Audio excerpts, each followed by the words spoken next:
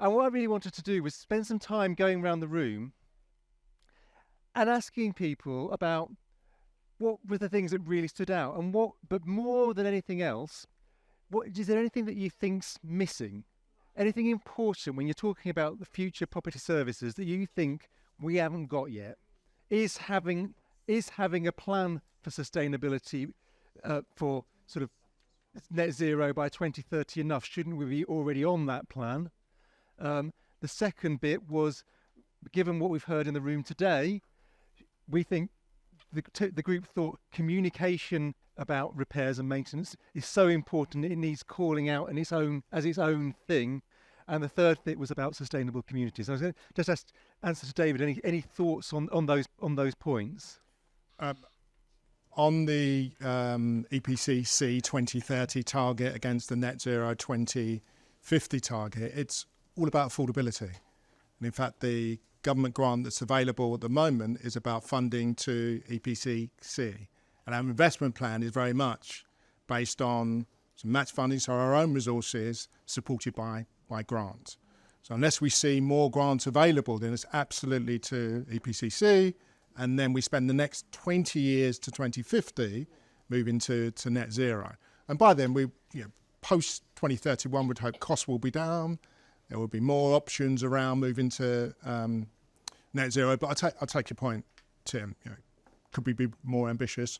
Perhaps we could, but it's about affordability and then balancing priorities. The point about communication, for sure, whether it's in this vision or it's certainly elsewhere, but I think it's a good point around communication, consistency, respect, and so forth. I think it is elsewhere, but I'll reflect on that and whether that should be here.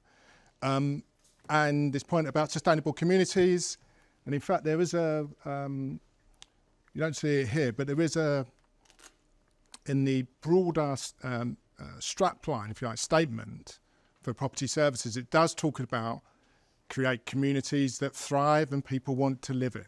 So that is that broader piece, that it's not just about bricks and mortar, it is about people and communities. So for sure, and that's a point well made.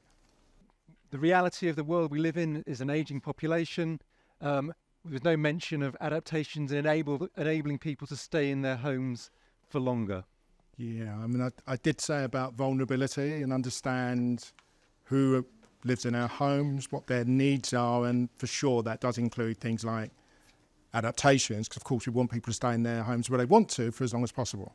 So absolutely we do include it as part of the Major Works Investment programme, and as we develop and shape that, and they're the things that we would expect to be included in, and indeed they are.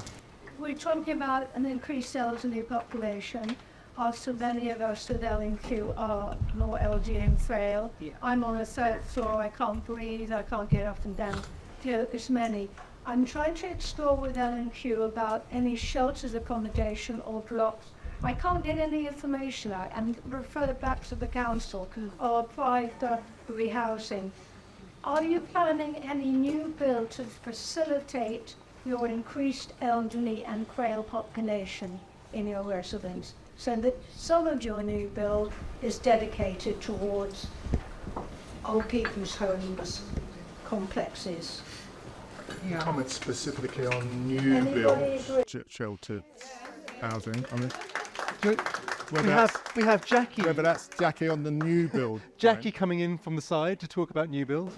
Yeah, for new build, yes, I'd say leaving just that is one of the options that they're looking at, but it always depends on the scheme, the size of the scheme and where it is. But one of the things that the building regulations now means that we are building to a much better standard in terms of access, but obviously we need to be able to ensure that those homes are age sensitive as well. Yeah. One of the challenges that we've had with particularly affordable houses, so social rented schemes for older people, is that because of the way the nominations work, it's not always possible to get the right mix of people within a development. And so that does make it quite a challenge. So what we've been looking at is thinking about building much smaller, more age-sensitive schemes, not necessarily with full sheltered or extra care, what's called extra care, higher dependency support services within them, but just having homes that are age sensitive, so the group of people living within that block or within that core are of a similar age. That's one of the things that we're looking at. But it is a challenge. I will say that larger homes for older people, it's very difficult to make the maths work for those. So it's not something that we focused on. We've got existing schemes that we want to ensure work well. We want to ensure the services within them that we're providing them are good. But in terms of building brand new, large-scale facilities for older people, it's not part of our current direction. Could I suggest that you do a survey on the elderly who are reaching that need geographically to see where the intense needs are, and then you can focus on those areas. Is that done at all at the moment? Not at the moment. We do that. We tend to do that in partnership with local authorities. They look at housing needs within their area and the housing need across age ranges. Yeah. One of the other things that I think Matt mentioned earlier, the use of technology. One of the things that is enabling people to stay longer within their homes now is the use of technology and the use of, in particular, AI or artificial intelligence to help support people. So those are things that we are exploring, because actually, when you speak to a lot of people, they want to stay in their home, they want to stay in their area, they want to stay in their community, but they need support to be able But in to order to obtain that extra support, you've got to go through the council and get an assessment need, which then takes you 6 months to get. And in actual fact, you're relying on a council assessment in order to know the needs. That shouldn't have to be the pathway. No, sorry. So there are two different things that you're highlighting. There are existing residents with needs, and absolutely that needs to be individual assessment. That can't be done at a local authority level. When we're looking at planning for building homes in the future, that's where we work with local authorities to understand what future housing. But in order to get my bathroom updated, I've got to do this 6-month route. An abusive council anyway, I won't go into that's. I'm just saying. Sorry, folks. No, there's nothing to be sorry. There's nothing to be sorry about. Everything is really important to be heard. I've got some hands on this table, so I'm going to come over here next. Yeah, I heard when we were talking about assets and property, there was mention of stock transfers. Very concerning to me, because as a resident of tenant of 40 years, when you get a letter saying we're considering transferring your tenancy out of the blue, and you've not heard of it because you also sit on a neighbourhood committee, which is never been brought up in front of a neighbourhood committee, which I would have thought it would have come to a neighbourhood committee first, any stock transfers. Now, these stock transfers, I've done research where I live. Obviously, I'm concerned in it, and I've done a scroll through the housing associations, which I might end up being one of their tenants, and none of them reach muster. I actually do a lot of work in Clacton, because that's where I live, and it's in a place called Tendering. It's called Tendering. It's Clacton, Sporting on the Naze, Frinton, St Joseph, whatever, all along that coast, and Braintree. Now, I've done a scroll for that. I've got a councillor looking into HAs in the area, and none of them, because I deliver leaflets to nearly every house in Clacton, and the ones on knock on, and they give me a name of a housing association, because I ask them, do you rent or do you buy, or are you buying or what? No, I'm renting. I'm with an HA. What HA is that? Thinking, it'd be a bit, and they tell me. And the place, the whole terrace is awful. You know, I would never live there. I know the guy, I'm not going to say the association, but that's one of them. And everyone that I seem to, the name comes across my emails, and when I do a Google search on them, which is so easy to check on people, just Google it, and there it comes. Phew, must be chunky. Don't come here. Don't go with these. And I've got to be honest with you, as a tenant of 40 years in the quadrant, I prefer to stay with the quadrant. There's a question about sort of lifetime and disability accessible housing that we're trying to do. Yeah. So all developments that we do, for all needs developments we do, have a proportion within them, and it does vary across the scheme, the area, the size of the scheme, but all of them have a proportion of homes that are classified as lifetime homes or easily adaptable homes. What we then do, so we provide that, and then when it comes close to the end of the construction period, we work with the local authorities around the nomination to that home so that we can put in the final adaptations that that particular family or household needs.